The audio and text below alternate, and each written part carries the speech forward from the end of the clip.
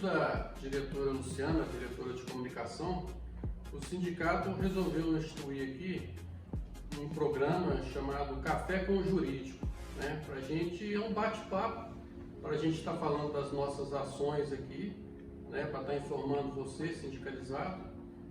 E vou começar me apresentando. Meu nome é Carlos Miguel, eu sou papiloscopista desde 2004, sou formado em Biologia e Direito, formei em Direito em 2004 também, e aprovado no exame da ordem em 2005, né, depois que eu retornei da academia. E para começar, nós estamos aqui há 1 ano e 9 meses, 1 ano e 8 meses no sindicato, e o que me motivou a entrar como diretor jurídico, né, a me candidatar, né, no final de 2018, foi uma ação que eu entrei individualmente no Juizado Especial Federal, uma ação de férias, né? Aqui em Minas Gerais eu fui o primeiro a entrar com essa ação.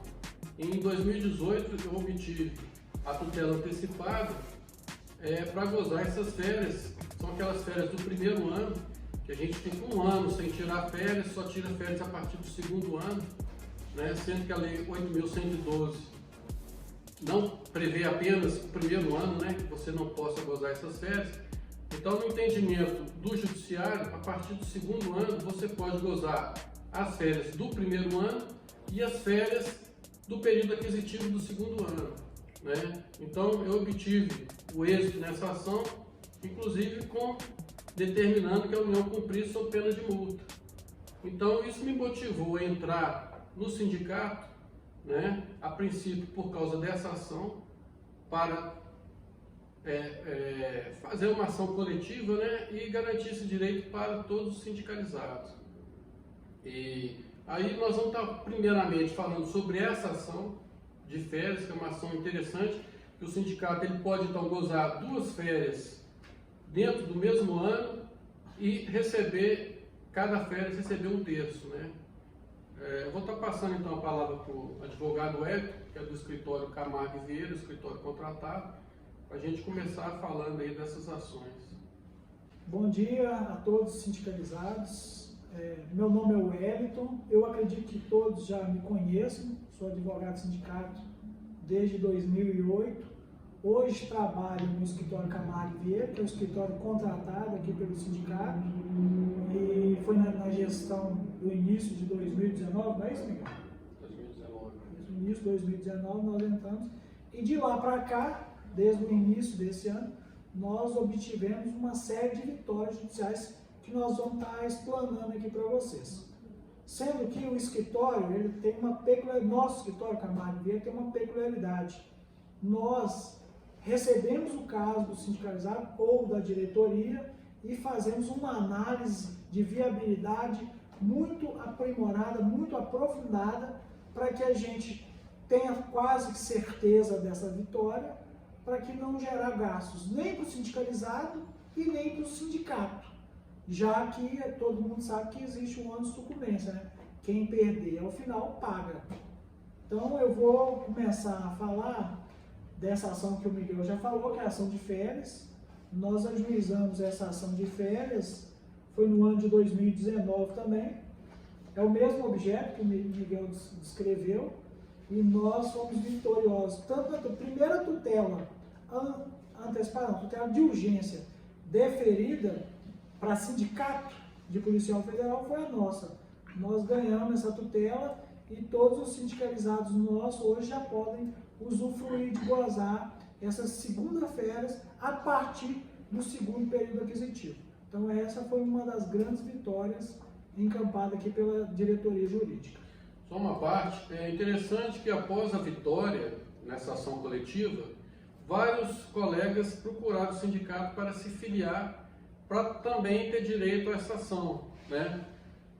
O que ocorre é que o sindicato ele forneceu uma lista, na época, para o SRH, quando chegou essa ação lá, dos sindicalizados na época. Então, alguns ficaram de fora, os que se filiaram posteriormente. Então, visando também a gente resguardar esse direito para esses novos filiados, o sindicato propôs parece que algumas ações individuais, né? E depois nós pedimos ao juiz que estendesse essa decisão para todos os policiais federais no estado de Minas Gerais, filiados ou não, né? Para que também esses novos filiados fossem atendidos nessa ação coletiva. E acabou que essa ação beneficiou também todos os policiais, exceto os peritos que têm um sindicato próprio. Então, o Hélio pode falar melhor dessa decisão de mérito, né, da sentença. Sim, só para complementar, o Miguel citou a questão das ações individuais. Essas ações individuais nós entramos posteriormente, porque elas já tinham sido propostas, até o Miguel, que confeccionou inicial, passou para alguns servidores, eles ajuizaram e depois a gente entrou. Então, quer dizer, a gente ajuizou a ação coletiva posteriormente e que abrangeu aí todos os servidores da categoria. Bom, então finalizando sobre essa questão da ação das férias, todos os policiais então podem entrar no SIGEP e já marcar essas férias de acordo aí, conversando com a chefia, obviamente, né? Ela está garantida, tá? Então, se alguém tiver mais alguma dúvida sobre essa ação, pode entrar em contato aqui com o sindicato, com o jurídico, e a gente passa as informações. Agora a gente vai para a próxima ação. Sim. No início aqui da conversa, nosso bate-papo, eu falei que o escritório nós tivemos uma série de vitórias judiciais. Então nós vamos estar descrevendo cada uma de uma forma bem sintética, bem rápida, até também para o vídeo não ficar muito longo, né, amigo? Sim. Bom, agora nós vamos falar da ação do auxílio pré-escolar. Nós propusemos essa ação também em 2019, meados de 2019, e a União propôs um acordo. Nós chamamos todos os sindicalizados aqui para participar de uma reunião, todos sindicalizados nessa situação, que receberam o auxílio pré-escolar, ou auxílio creche, nos últimos 5 anos, 2019, volta até meados de 2014. Então nós chamamos todos os sindicalizados aqui, falamos da propositura do acordo pela União, falamos das condições, nós aceitamos algumas condições, outras não, a gente propôs, fez uma contraproposta para a União aceitou, só que o juiz, o que eu achei muito inteligente, já pediu para a União fazer os cálculos de cada pessoa, para esses cálculos e esses valores fazerem parte do acordo homologado. Então, ele já vai homologar alguns cálculos. Então, quer dizer, nós vamos ficar com um passo adiante aí e vai resolver bem mais rápido. Esse auxílio pré-escolar, só para todo mundo saber do objeto, o objeto é o seguinte: quem recebe o auxílio pré-escolar, hoje, recebe ele integral, e lá embaixo, no contra-cheque, na parte de desconto, eles descontam assim, desconto, cota, parte, servidor. Isso que é indevido. Foi determinado por um decreto, só que é ilegal, e nós conseguimos provar isso no judiciário, e além de tudo, isso também a União também propôs acordo, então ficou tranquilo. Essa ação já está caminhando aí para o recebimento. A gente torce para até esse ano, talvez final do ano, ou início do ano que vem, a gente está caminhando aí para a expedição dos RSPVs dos nossos sindicalizados. Então, em resumo, é isso. É o direito que o sindicalizado tem de ter a restituição dessa cota-parte que foi descontada dos últimos 5 anos, né, por causa da prescrição quinquenal, né, e corrigido essa correção que foi o objeto de acordo com a AGU, né, e da nossa reunião aqui para aceitar ou não esse tipo de acordo, como foi feito, né? E a AGU apresentou os cálculos para cada sindicalizado. Então, houve sindicalizado que terá uma restituição em torno de R$5.000, né? Um valor considerável. E a gente agora está refazendo os cálculos com o nosso contador para ver se essas contas estão corretas, né?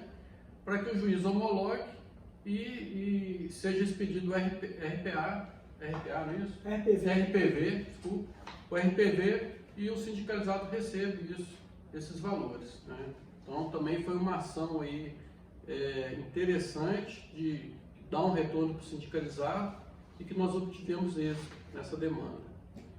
Finalizando a questão da ação do auxílio pré-escolar, todo sindicalizado que recebeu o auxílio pré-escolar do mês 6 de 2014 para cá, ou começou a receber há pouco tempo, tem que mandar a sua ficha financeira aqui para o setor jurídico, de forma urgente, porque a gente vai precisar, como o Miguel falou, fazer os cálculos, conferir, e aqueles que não constarem na lista da União, nós vamos introduzir. Então, todos os sindicalizados que recebeu auxílio pré-escolar meados de 2014 para cá, procure o sindicato, já peça ao RH a ficha financeira. Bom, agora vamos falar da ação da licença capacitação. Essa ação foi proposta neste ano, ainda no primeiro semestre, e qual o objeto dessa ação? O objeto dessa ação foi publicado um decreto em 2019 pelo presidente Jair Bolsonaro, no qual ele restringia a possibilidade de gozo da licença capacitação, os servidores usufruírem somente 2% simultaneamente para o órgão. Só 30 dias, né? E aí foi um normativo do próprio DPF, da própria Polícia Federal, que restringiu 30 dias por ano. Então, quer dizer, duas restrições muito pesadas, que 2% simultâneo e 30 dias. Nós ajuizamos essa ação para acabar com isso, porque a Lei 812 não traz essas restrições. O que esses 2% e esses 30 dias acumulados, o que acontece? Na prática, faz com que fique incompatível os servidores usufruírem desse direito. O que ocorre é que essa restrição ela foi tão ampla, digamos assim, que o sindicalizado acaba que não consegue tirar no prazo de 5 anos, dentro, às vezes, do setor ali, gozar essa licença capacitação, né? Então, fica inviável administrativamente possibilitar aos sindicalizados que usufruam desse direito. Então, por isso, dessa ação, eu acredito que a gente vai obter êxito também. Eu poderia falar qual momento que está essa ação? Bom, nós ajuizamos no mês 6 desse ano, pedimos a tutela de urgência, foi indeferida, e nós já interpusemos o agravo de instrumento, que é o recurso cabível para esses casos, e estamos aguardando o julgamento ainda. Falaremos agora das ações relacionadas à reforma previdenciária. Todos sabem que no ano passado foi publicada a emenda constitucional 103 de 2019, ao qual o sindicato ajuizou diversas ações contra essa emenda constitucional. Duas delas foram ajuizadas junto à FENAPEF. Juntou-se todos os sindicatos, mais a FENAPEF, para ter mais força, né, no judiciário, e ajuizou, que é contra a alíquota progressiva e contra a questão da regra de transição. E nós, aqui no sindicato, também ajuizamos uma pelo sindicato, a pedido dos nossos sindicalizados, que é o seguinte: foi revogado o parágrafo 21 do artigo 40, que trata da isenção da contribuição previdenciária para quem aposentou por invalidez, em virtude de doença especificada em lei ou acidente de serviço. Então, retirou essa isenção tributária deles, eles vêm pagando o valor igual a uma pessoa da ativa ou qualquer outro aposentado. Nós achamos que é uma injustiça para o aposentado dessa forma e nós ajuizamos a ação, e essa ação está tramitando aí, nós estamos acompanhando. Quer algum comentário a respeito dessa ação, meu caro? Não, você já disse tudo. Ótimo. Então vamos passar para a próxima. No mês de julho deste ano, nós ajuizamos também a ação coletiva do abono permanência, que é incluir o abono permanência como verba, já que o Superior Tribunal de Justiça considerou o abono de permanência como verba remuneratória, ela tem que ser acrescida na base de cálculo do texto constitucional de férias e também na gratificação natalina, que é o 13º. Então nós pedimos o quê? Pedimos que o abono de permanência seja o valor dele incluído na base de cálculo dessas verbas que eu acabei de citar. Porque aí vai melhorar os valores aí com relação a isso. Porque, já que o governo entende que o abono permanência é uma verba remuneratória, e o governo faz o desconto em cima dessa verba de imposto de renda e de previdenciário, não é isso? Então, se o governo entende dessa forma, nós queremos então que o governo pague o 13º e 1/3 de férias também do abono permanência para o sindicalizado, né? Se tem um ônus, tem que ter o bônus também dessa verba que eles entendem que é remuneratória. Então, a finalidade dessa ação é garantir, então, que o sindicalizado receba do 1/3 de férias e do 13º o proporcional desse abono de permanência, né? Então, a ação de fundo é isso, né? Perfeito. Eu queria só voltar um pouco com relação à aposentadoria por invalidez. Estava conversando com o Hélio, que é o seguinte: o sindicalizado, por exemplo, quando ele tem um problema de câncer, por exemplo, ele fica isento do imposto de renda, né? Então a gente entende que, de fundo, o direito é o mesmo, né? A pessoa ela tem gastos ali com saúde. Se ela aposentou por invalidez, ela tem ali um tratamento médico que ela deve, né, provavelmente é feito. A gente já teve um caso concreto aqui de um sindicalizado que tem uma doença grave, que precisa de fisioterapia e tudo. Então ele tem esses gastos. Então a gente entende que não pode ser feito também na aposentadoria por invalidez esse desconto. Deveria haver essa isenção, né? Porque se tem imposto de renda, por que tem que ser feito esse desconto por previdência? Então esse é o entendimento nosso. Ainda na gestão de 2019, 2021, né? Gestão da nova diretoria, no início ali da gestão teve aquele decreto Bolsonaro que tirou o recebimento da mensalidade sindical da folha de pagamento. Você lembra? Lembra? E nós ajuizamos uma ação também, pedindo a liminar aí para que esse decreto suspendesse os efeitos do decreto e que a gente continuasse a receber a mensalidade sindical na folha de pagamento, que é mais prático para o sindicalizado, é mais prático para o sindicato e ajuda a estruturar os eventos. Porque uma questão dessa pode atrapalhar até uma estrutura sindical financeira, né? Então ficou ótimo, nós também conseguimos reverter essa... Porque o risco da inadimplência do sindicalizado, né, pode ocorrer, porque no momento que você tem que enviar boleto, e, né, a gente sabe que a situação às vezes é difícil para todos nós, e aí vem cobranças. Então esse desconto em folha, ele é essencial para que o sindicalizado, para que o sindicato sobreviva, né, e faça as suas atribuições, sua atividade fim, né? Foi a medida provisória 873 de 2019. Nós ajuizamos essa ação em Brasília, né? Nós discutimos sobre essa ação aqui e achamos melhor ajuizar em Brasília, porque já havia demandas favoráveis lá, né? E parece que o juízo da 6ª Vara, salvo engano, ficou prevento dessa ação. Então nós decidimos por bem ajuizar lá para ter maior chance de êxito nessa ação. E obtivemos, e não houve necessidade de envio de boleto nem nada, e o sindicato continuou funcionando normalmente, né, durante esse período aí. Nas ações coletivas, que a gente não trouxe todas, né, aqui, mas nós falamos das mais importantes e das que também a gente teve aí essas vitórias judiciais. Então, dentre as ações coletivas que a gente queria ponderar da nova diretoria, da nossa atuação, foram essas. Agora nós vamos passar para as ações individuais. Vamos pontuar algumas, né, que nós já distribuímos lá para cá dezenas de ações, mas nós vamos pontuar algumas aqui, até que a gente teve vitórias judiciais, para que o sindicalizado saiba e às vezes está na mesma situação e pode procurar o sindicato.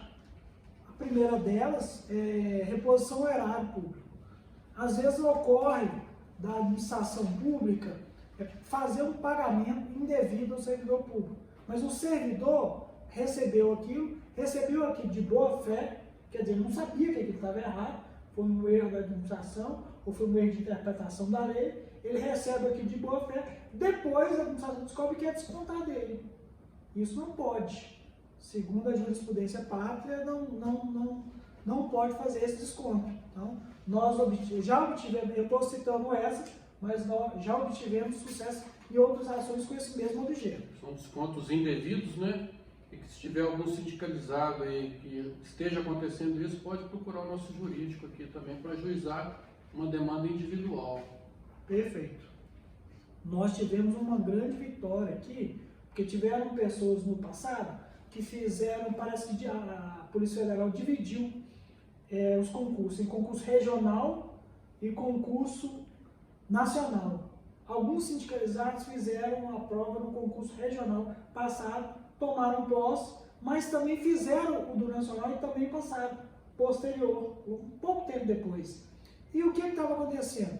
Ele já estava no cargo, por exemplo, cargo de agente, fez o do nacional, continuou, entrou, tomou posse de novo, no mesmo cargo de agente, na mesma matrícula. Sem a quebra de interstício, né? Sem quebra nenhuma. E eles não estavam considerando esse período do concurso regional para fins de progressão funcional. Mais uma vitória. E essa vitória foi de extrema importância, porque não foi só aqui na turma dos juizados, não. Nós chegamos na turma nacional de uniformização dos juizados.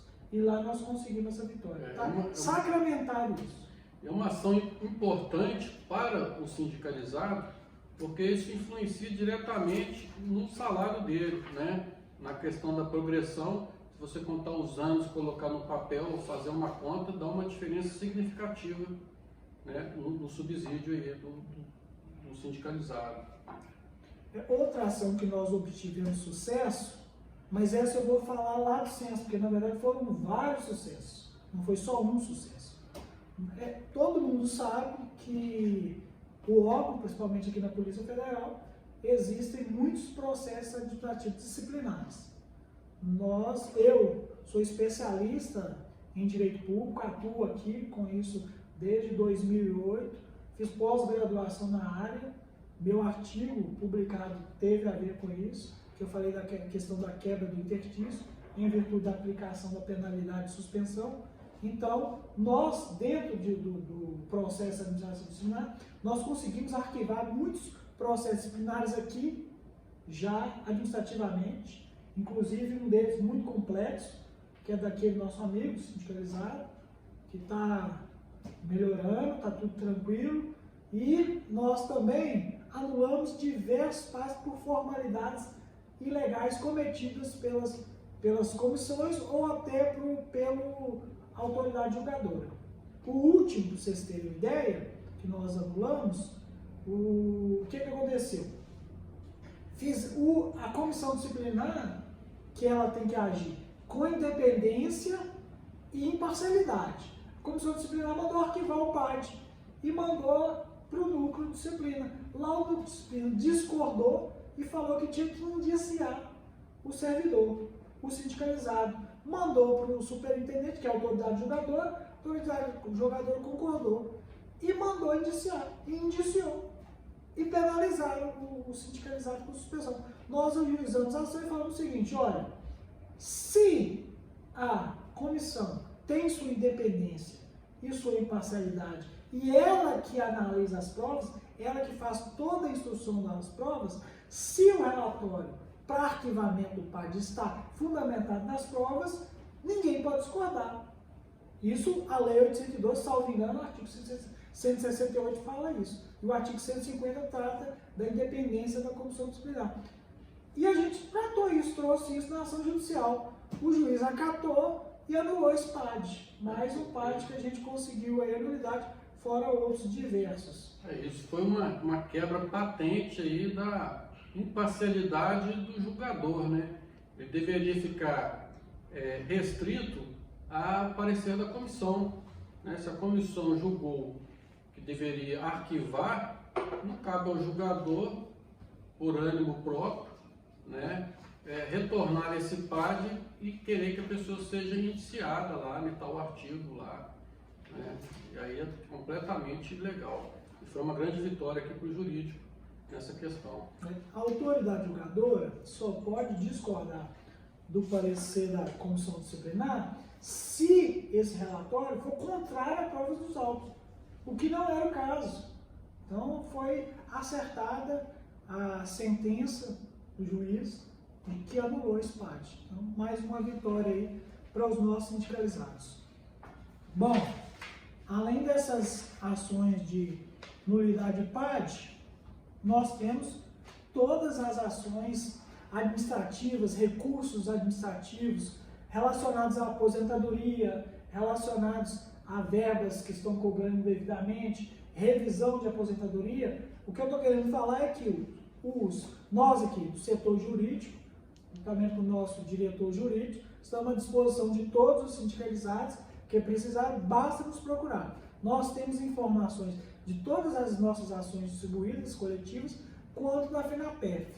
Então, nós estamos antenados para tudo que vem acontecendo para beneficiar o sindicalizado com a informação. Então, nós estamos aqui à disposição. Eu findo aqui a minha parte e passo a palavra ao diretor jurídico para fechar o vídeo. Bom, eu gostaria então de finalizar agradecendo a diretora de comunicações, a Luciana, né, por esse projeto inovador aqui da gente estar repassando essas informações que são importantes para o sindicalizado. E às vezes a gente esbarra no corredor, um pergunta sobre uma ação, outro pergunta sobre outra, né? Então, a proposta da gente sempre estar fazendo esse projeto, né? Essas gravações, quando tiverem outras demandas importantes. Tem uma que eu já proponho o projeto da gente fazer futuramente, aí, né? Bem próximo, aí, sobre a ação dos 28. Eu estou nessa ação que é de Brasília, né? Falar que pé que tá, parece que ela agora foi o PJE, né, foi digitalizado, e aí a gente vai passar as informações, né, sobre isso que muita gente também pergunta. Então eu gostaria de agradecer também ao Iago e a Thaís, que também possibilitaram através desses instrumentos, né, da gente estar fazendo essa gravação, e aos demais da diretoria, né, também que incentivaram esse projeto. Então é isso e até a próxima. Até a próxima.